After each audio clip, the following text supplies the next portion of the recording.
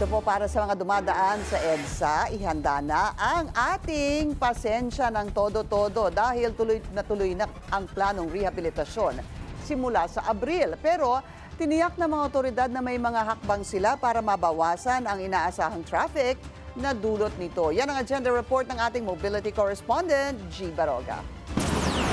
Ngayong buwan dapat uumpisahan ang EDSA Rehabilitation Project pero kamakailan ay inurong ito sa Abril at inaasahang matatapos sa loob ng termino ni PBBM. Giit ni Transportation Secretary Vince Dizon, walang delay sa proyekto at nag-attest dito si MMDA Chairman Don Artes. Ang mga meetings namin constant.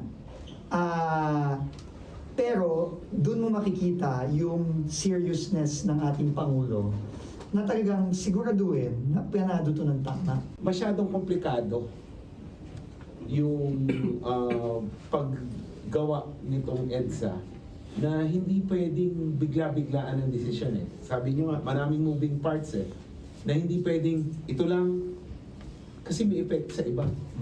So kailangan namin pagtama-tamain lahat.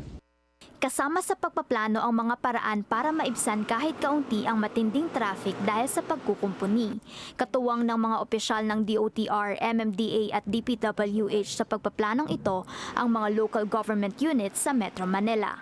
Kinumpirma rin ni Secretary Dizon na hindi magsasara ang EDSA bus carousel habang ginagawa ang EDSA at tuloy-tuloy din ang biyahe ng MRT-3. Magdadagdag din ng mabuhay lanes o mga alternatibong ruta para sa mga motorista. Pagkatapos naman ito, nakikita natin na may ginhawa dahil hindi na kayo mag-slow down pag may nakitang lubak, yung smooth yung karsada, understand, kasama ang drainage na gagawin. So yung pagbaha sa EDSA, mawawala. Nanghihingi rin si Secretary Dizon ng kooperasyon at pasensya sa mga motorista na maaabala ng traffic. At ayon sa mga transport official, ang rehabilitasyon ay magdudulot ng kaginhawahan para sa lahat. Para sa agenda, G. Baroga, Billionaire News Channel.